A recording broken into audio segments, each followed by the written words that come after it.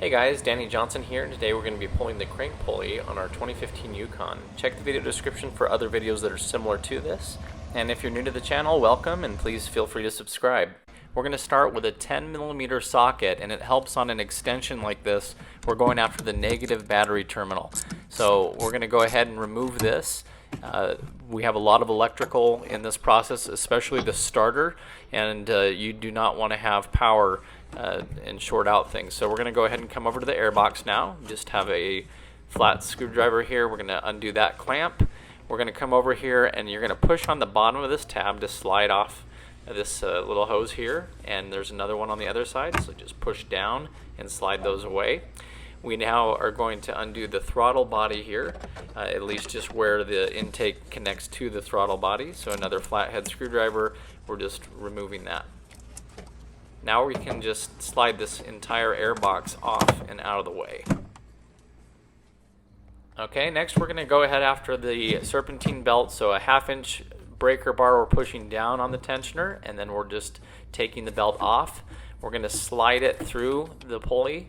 Now we have a 24mm socket, so this is for going on the crankshaft, and we're going to be able to walk this belt off. This next one's the AC belt. It's a stretch belt, so you pull on it, and then as you rotate the crank, we're walking it off. That's the way that you get this off if you want to keep the belt, otherwise you cut the belt. We're using the same process for our vacuum pump over here on the right. We're just pulling on the belt as we turn the crankshaft, and it walks it right off. An old O2 sensor harness worked great to pull on it, so we went ahead and yanked that one off. Next we're going to go ahead and remove the starter, so we're going to come under the vehicle. Again, make sure the battery's disconnected for this, as we did in the beginning. There's still power going to the starter otherwise. So there's just two 13mm bolts that are going straight up into the starter, and then off to the side there's some 10mm bolts for the little heat shield and a dust shield on the transmission. So just go ahead and start with those.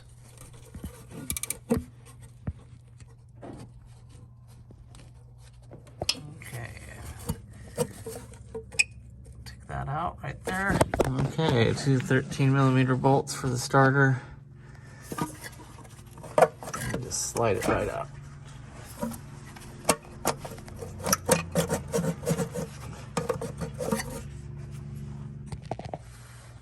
Take the 10mm bolt out.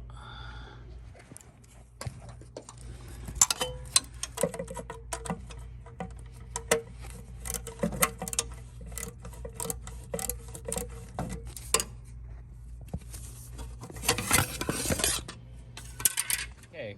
Next we're going to install our crankshaft holding tool that goes on the flywheel. So we had removed the starter earlier, and what we're going to do is put this on up in here. It just put the two bolts in where the starter bolts go, and you'll see the little teeth will start to mesh with the flywheel. Now at first it won't be lining up just perfect, and it really helps to have somebody up there just kind of wiggle the crank back and forth slightly, and these teeth will line up a little bit better. And as you tighten it down, those teeth will lock into the flywheel, and that will keep the flywheel from moving. And what that's going to do is allow us to break that crankshaft bolt loose without the engine spinning, because an automatic transmission will spin even when it's in park.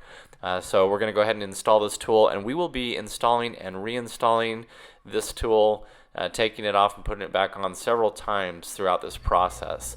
But that's what it looks like, and the tool worked really well. So just make sure you put those two bolts in, don't cross thread anything. I used an extension to get up in there and get those bolts started, but what we want to do is make sure that we have that flywheel locked and in place.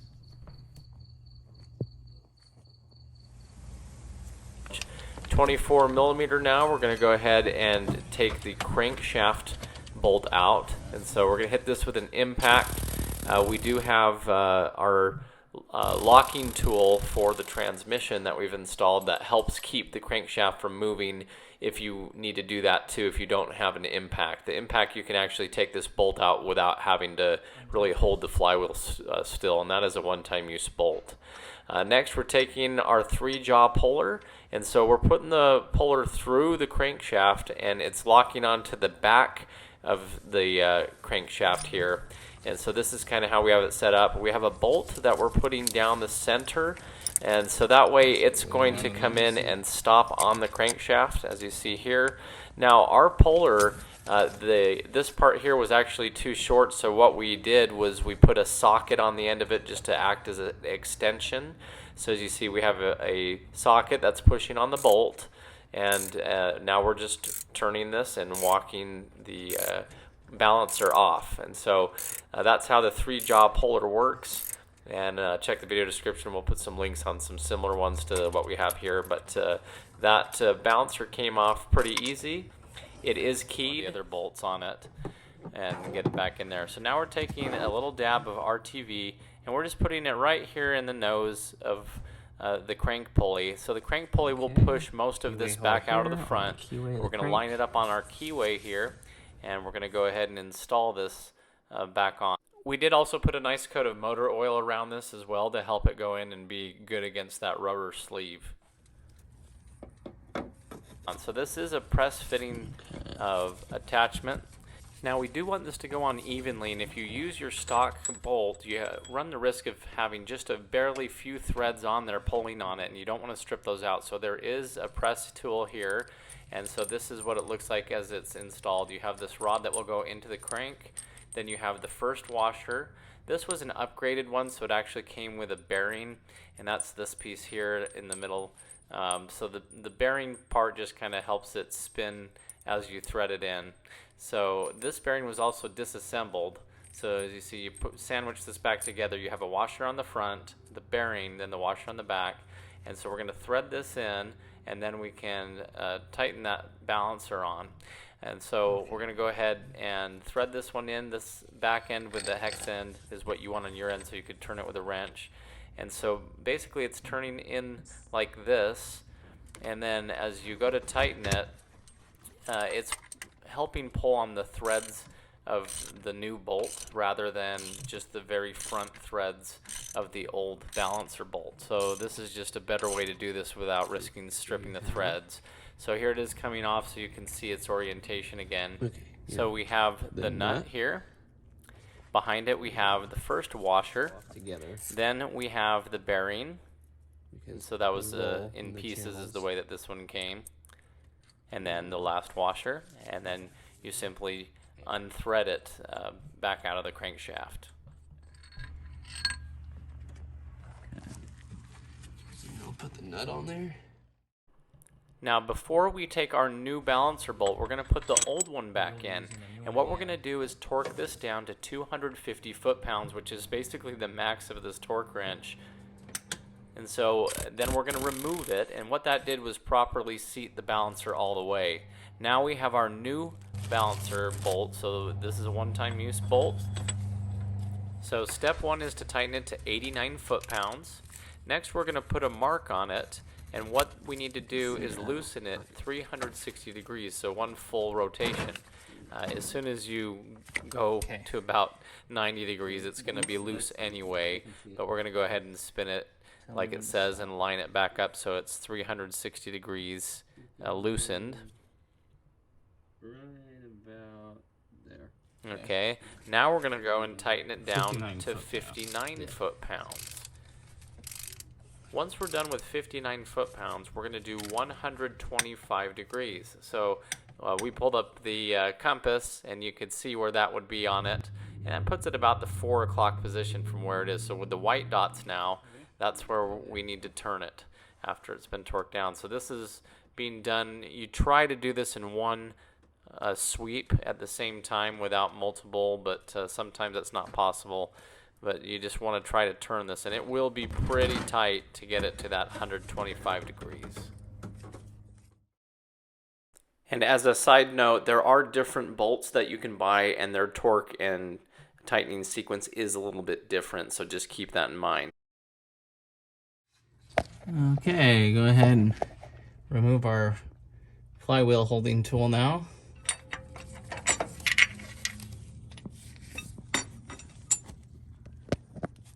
We'll bring in our dust shield here for the starter.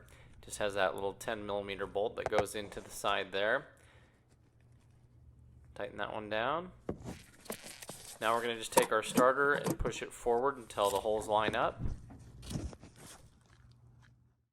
Now our starter bolts, just go straight in from the bottom. Bolt it up, and the heat shield on the side. Next we're going to put on our stretch belts. So you want to do this first one for the vacuum pump. It has to go on first or the other belts, it won't go past them. So what we did is put a zip tie around the edge of it. And then as we rotate the crank, it will pull this stretch belt back onto place. Okay, ready? So as you see here, we're going to turn the crankshaft, and just don't get your fingers or anything caught in this as you're turning it. As you can see, it's walking it right onto the pulley there, and the zip tie is just holding it in place. So now as we rotate the crank, it will find its way onto that pulley. There we go. It's on. Okay, ready? Yep.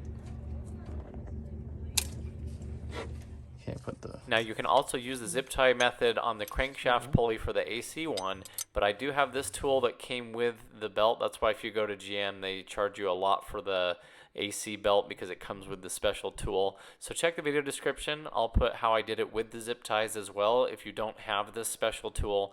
If you do have this special tool, you just basically set it on here, and as you turn the crankshaft, it just goes around with it and walks it all the way on, and then it comes out the other side. So watch the left hand side on the AC compressor, because as it's starting to stretch it on here, it likes to walk it off on the AC compressor. So you kind of got to be watching both at the same time. Again, don't get your fingers caught up into any of this. And then as you rotate this and they both go on, that tool just comes out the bottom side. Daddy?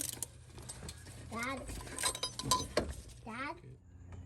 Now we'll put on the main serpentine belts. We're going to start on the water pump, then we're going to go down under the crankshaft, and then we're going to basically have it go over the crankshaft, and this is where we're going to slide it behind the tensioner. Now we'll pull it till it goes over the alternator. This is where we're going to bring in our breaker bar. This is the 1/2-inch drive one. So we'll go ahead and push this in, and as we push down on it, that gives us our tension, and we can slide this right over our alternator.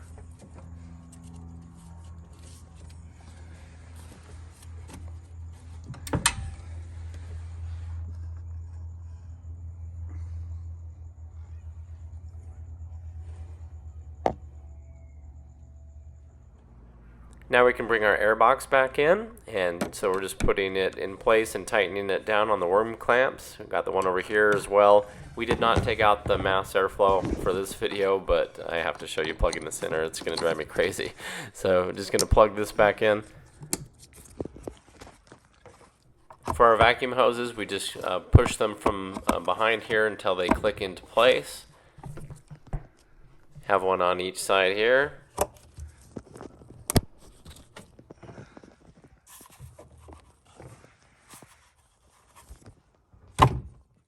Now we'll reinstall the negative battery cable with our 10mm socket. Thanks for watching. Hopefully you enjoyed this video. Check the video description for my full playlist on this, and subscribe to the channel if you're new. Thanks, guys.